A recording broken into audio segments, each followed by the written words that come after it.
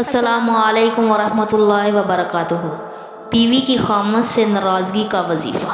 کسی بھائی نے سوال کیا کہ میری بیوی مجھ سے پہلے بہت پیار کرتی تھی، کسی بات پر غصہ کر بیٹھا ہوں اور ناراض ہو گئی ہے، پہلے والا اب دل نہیں رہا، کوئی وظیفہ ارشاد فرما دے تاکہ ہم خامد بیوی میں محبت پیدا ہو جائے۔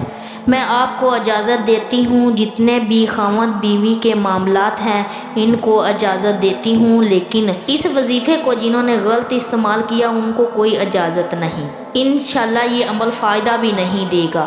خامد بیوی کے معاملات پر میں آپ کو اجازت دیتی ہوں، آپ ایک کام کریں، 100 دانوں والی تسبیح لے لیں، عشاء کی نماز کے بعد اس پر پڑھیں 100 مرتبہ، یا حنانو یا حلیمو، یا حنانو یا حلیمو، یہ دونوں لفظ پڑھنے ہیں۔